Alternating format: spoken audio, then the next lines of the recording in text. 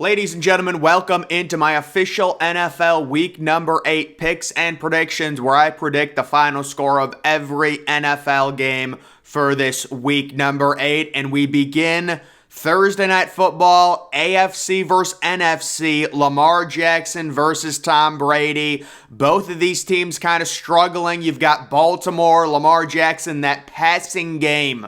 They did beat the Browns, but they're struggling right now. And then Tampa Bay and Tom Brady. I think that father time has finally caught up to Tom Brady. I do have Baltimore, even though they haven't looked the best. I just cannot pick this Tampa Bay offense after what we saw last week in Carolina. The 3 points, zero ability to run. Baltimore, right now they're tied for first in the AFC North. We're going to see, can they get their passing game going, get Mark Andrews involved again, get your young receivers involved, Duvernay, Bateman, things like that. Both of these offenses struggling. It's a Thursday night game, but right now I'm leaning towards the narrative that Father Time has finally caught up to Tom Brady. And again, it doesn't help that Tampa Bay cannot run the ball at all.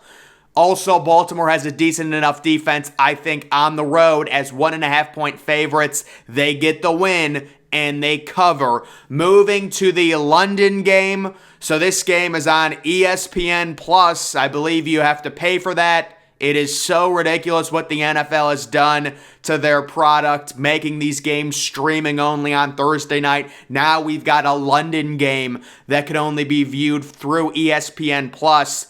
And I feel bad for London because we've got the Denver Broncos. Will Russell Wilson be back? Maybe, maybe not. I would lean towards he probably will, because I'm guessing there was a chance he could have played last week, but they held him out. Either way, Russell Wilson has just simply not been good this year. And then you've got Jacksonville, who had a disappointing loss last week against the Giants. Their offense and Trevor Lawrence hasn't looked great, but I am going with Jacksonville here. I just can't pick this Denver team, at this point. To me, this game is kind of a toss-up right now. Jacksonville is -3. If it was confirmed that Russell Wilson was going to play in this game, I certainly would make this game closer. I might even have Denver winning. But because I am picking this game on Tuesday, I have to go with the unknowing of Russell Wilson. Certainly, if Russell Wilson doesn't play, Jacksonville, I would be very surprised if they didn't win this game. And I know Russell Wilson has been bad, but still, he's better than Denver's backup. They still have Courtland Sutton. They still have Jerry Jeudy. That's a good enough offense where you can beat a team like Jacksonville. But Jacksonville, they're an improving team. Trevor Lawrence is trying to take steps forward as a young quarterback. Again, right now, making this pick, it's tough. I'm going to go with Jacksonville, lower scoring game across the pond, 24-17. Moving on to the 1 o'clock window, we have Carolina traveling to Atlanta. The Falcons defense getting absolutely torched. It's very interesting. This line opened Atlanta -6. It got bet down immediately. It's all the way down to 4.5. Not surprising, guys. Atlanta simply refuses to throw the football. Drake London does basically nothing because Atlanta just doesn't pass. Kyle Pitts does nothing because they don't throw. I've got a surprisingly higher scoring game here for Carolina and Atlanta, but I do think Atlanta at home, they are the better team. Carolina possibly covering, but in this game, my one bet would be the over. I know Carolina, maybe not the best offense, but I just feel this game in a dome. I'm liking the over in it. These are two teams that theoretically probably should be tanking, especially Carolina. That's one of the reasons why it's like, listen, Carolina, they beat Tampa Bay last week as 11-point underdogs after trading Christian McCaffrey. They desperately need the number 1 or at least the top 3 pick. You would figure their front office is going to do everything possible to be losing these football games. I think it's a close game, but I do think Atlanta at home gets the win. Maybe they allow Marcus Mariota to throw the ball. Maybe Drake London gets involved more. It'd be kind of impossible for him not to get involved more. I think he had 1 target last week in a game they were trailing. They were down 14-0 in the first quarter. They still only throw 13 passes. So it is shocking how Atlanta really just won't throw the football. I'll take them winning this game against a bad Carolina team, even though Carolina, they had the crazy win against Tampa Bay. I'm going to say that's an aberration. That's not the norm for them. They come back down to earth this week. Next, we've got the Chicago Bears headed to Dallas to take on the Cowboys. The Cowboys defense looking amazing last week. Chicago with one of the most impressive wins of the season on Monday Night Football. Going into Foxborough, Justin Fields is the real deal. He is going to be a franchise quarterback. He is improving. And I don't know the actual spread. This spread, Dallas -10, was before Chicago crushed New England, so I would imagine it would move at least a little bit, and I think Justin Fields totally had a breakout game on Monday night. I've been saying it. I was shocked when Zach Wilson was picked over him. People overreacted to Justin Fields struggling. When all young quarterbacks struggle, anyone is going to struggle when they're put in that situation with that horrible offense in Chicago. But they're starting to utilize Justin Fields correctly. He has immense talent. Justin Fields will keep this game close. Dallas will win it. We saw the Cowboys-Lions game, really low scoring. I think this bucks the trend. The over hits in this one. It's a competitive football game. Dallas wins it. This is a Dak Prescott type game. Maybe he throws for 3 touchdowns and the Cowboys win. But Chicago, they're charging right now. They've got a lot of momentum. They will keep this game close, in my opinion. Next, we've got a zesty little AFC-NFC game. When is the last time Miami was in Detroit? They will be traveling to Ford Field, and guys, my initial thoughts on this game, I love the over. Detroit's had 2 horrible offensive weeks. They're due for an offensive explosion. Miami kind of shut down on Sunday Night Football. They're due for a big bounce-back performance. Miami listed as 3-point road favorites. I think they cover the spread, and again, guys, I love the over. This game being played in a dome.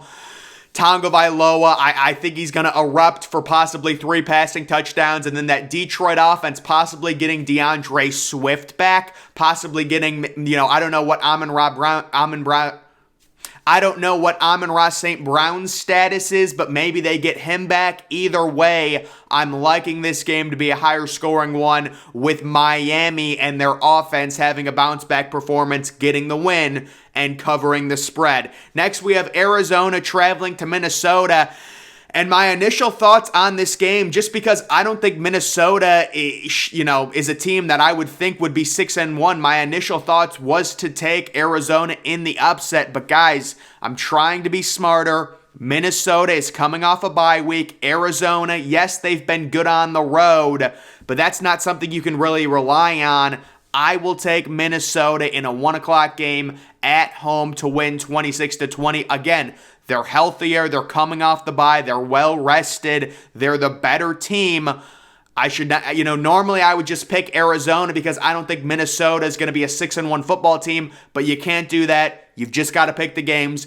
Minnesota can go to 6-1, and I think they do. They win this game. Arizona's been good on the road. They scored a bunch of points on Thursday night, but you had 2 pick sixes. You had a crazy game, a little bit of an aberration game. They're going to come back down to earth.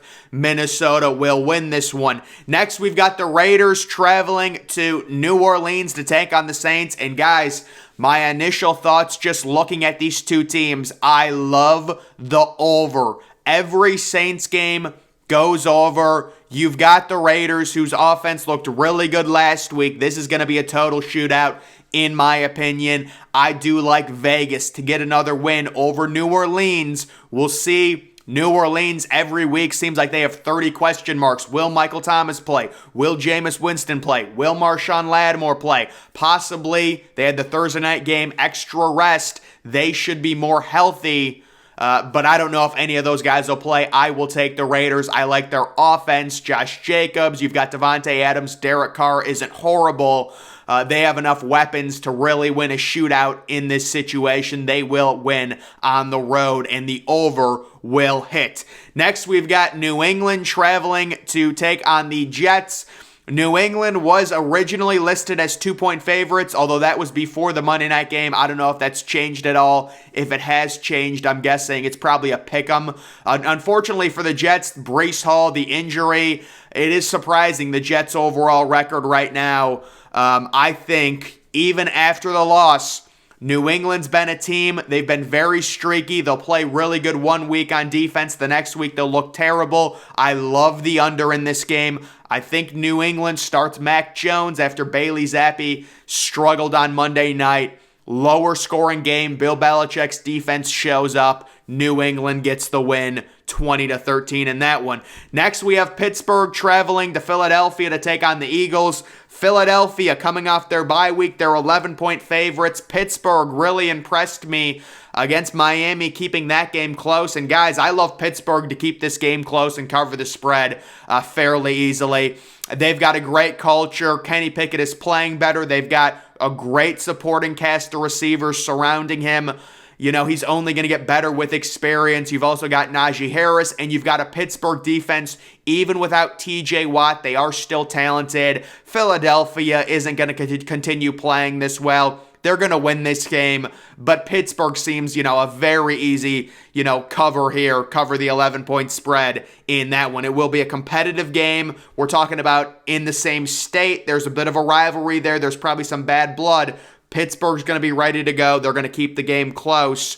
I'm still not fully a believer in Jalen Hurts yet. I think he's a good quarterback, but in terms of a franchise quarterback, I'm just not there yet on him. Moving to the 4 o'clock slate, we've got Tennessee traveling to Houston. And guys, at some point, the chickens have to come home to roost for Tennessee. I mean, this is just ridiculous. This team is not even averaging 300 yards a game. And what are they, 5-2 or 4-2, something like that? I think they are 4-2 because they had their bye week. But guys, Tennessee listed 1.5-point favorites. I'm picking against them again. They just do not have a good enough offense. They give the ball to Derrick Henry. He gets 3 yards. There's no playmakers. There's no receivers. The only receiver they have is Robert Woods coming off a major injury. I'm just not buying it.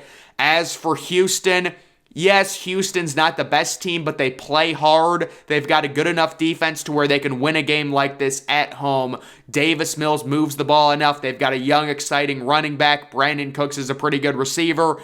Give me Houston. This is one of those coin flip games. You're either going to get lucky or you're not going to get lucky. If Houston gets a lucky turnover or something happens, that's how they're going to win this game. I think they've got a chance at home. Kind of a weird 4 o'clock game. I do wonder why this game's at 4 o'clock, considering, neither of these two teams are West Coast teams. I kind of like when they do this. They just put random games at 4 o'clock. That is the only 4:05 game. Moving to the 4:25 game, 4:25 games. This is a hilarious matchup. So they made this one of their big 4:25, featured games. And it's Sam Ehlinger versus Taylor Heineke. The Commanders coming off their big upset against Green Bay, traveling to Indianapolis. This is a preview of the Super Bowl. Whenever it's an AFC versus NFC matchup, I think, what if this was the Super Bowl? Obviously, it's not going to be the Super Bowl. Indianapolis, 3-point favorites, and I do like Indianapolis with Sam Ehlinger to win this game. The only bet I would probably consider making on this is the under. It's a pretty chalky game. Sam Ehlinger, yes, he's got basically no experience, but the Commanders really aren't that good. I could see the Commanders win, certainly. This is a toss-up game, but Indianapolis still really does have a good infrastructure. They've got a good offensive line. They've got a few good receivers. Paris Campbell, it's nice to see them using him. They do have a really good defense, solid, strong, and you would expect at some point Jonathan Taylor to break out. Also, bringing in Sam Ehlinger, maybe it energizes the offense and helps them a little bit and propels them to a win at home. The next 4:25 game, it's going to be San Francisco at the LA Rams. The Rams coming off their bye week. San Francisco just got crushed against Kansas City. And guys, how about San Francisco, the road 1.5-point favorites at the Super Bowl champs? And guys, I like San Francisco to win this game 25-17. They're healthy. Christian McCaffrey should get more touches. The LA Rams, there is just something wrong with that offense this year. I can't put my finger on it. But it's like Matt Stafford, he's only targeting Cooper Kupp. It's like they don't have a speed guy. That's what it really feels like. You've got Allen Robinson, Cooper Kupp, but you don't have that straight line speed guy to stretch the defense. And also the Cam Akers disaster. Really no running back. So I will take San Francisco. They're due for a win. They need this win. They're healthy. I think Nick Bosa gets 2 sacks. San Francisco is loaded. Really, the only place they're not loaded is at the quarterback position, which is why they have the record that they do. But they're good enough against a Rams team that's really been struggling to move the ball this year. I think they shut them down on the road and win that game. Next, we have the Giants traveling to Seattle. So once again, the Giants, 3-point road underdogs. Of course, last week they were 3-point road underdogs against Jacksonville. They ended up winning that game outright. I would imagine because of what happened last week, this line would probably come down to 2.5 or 2. And guys, originally I was going to pick Seattle, but then I remembered the DK Metcalf injury. And you know what? I am rolling with the New York Giants to win again. I think the Giants are not going to do anything in the playoffs or anything like that. They're just simply not talented enough. And they're just such a weird franchise. Like, if you ask the Giants fan, would you give Daniel Jones a contract extension? I'm guessing the majority of them would say no. But they have 1 loss right now. It's crazy. It's such a weird thing. They're going to run Saquon Barkley. Seattle's defense isn't that good. And again, it's going to be a big issue, I think, for Geno Smith. Maybe without DK Metcalf, that's going to really hurt their offense overall if he is out. I will take the Giants in a very close game. Again, 21-20. Imagine they won that. Moving to the Green Bay Packers. This is the Sunday night game. It's Aaron Rodgers at Josh Allen. Originally, we thought this game was going to be amazing. You take a look at the Packers offense. It turns out you do need to get receivers. The Packers simply don't have receivers. The Bills are healthy, coming off a bye. They are 10.5-point favorites. And guys, I do think, Aaron Rodgers at this point, I have faith that he's not washed. And I think for whatever reason, this will be a close game and Aaron Rodgers will play well. I just have faith in it. And, Aaron Rodgers plus 10.5, I feel like that's good value, even if it's against Buffalo and what a juggernaut they are. I think Buffalo's the best team in the NFL. Josh Allen will win the MVP. Most people think that. So I think this game's going to be close. Green Bay, I have faith Aaron Rodgers is going to do something.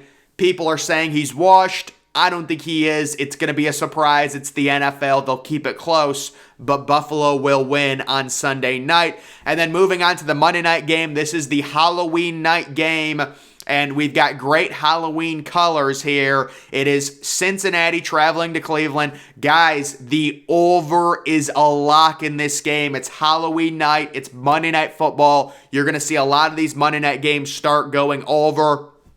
And I can't pick against this Cincinnati offense right now. I can't pick against Joe Burrow, especially when he's facing Jacoby Brissett. I think the Browns will play better early on in this game, and they will generate points. Their rushing game will be better. They'll feed off the energy, the Halloween night energy at home. Again, the over is an auto lock in this one, in my opinion. Just the way Cincinnati's offense is, the Browns, they can generate points if they can run the ball. They're going to be at home, but I will take the Bengals. The way they're playing, Burrow was ridiculous. Threw for like 300 or 450 yards this past week against Atlanta. I will take them to win in a divisional game and cover the spread. So guys, that is going to do it for my NFL week number 8 picks and predictions. Make sure you're following me on Twitter. Link to that's always in the description. I'm, of course, the Depressed Ginger. Thank you for watching.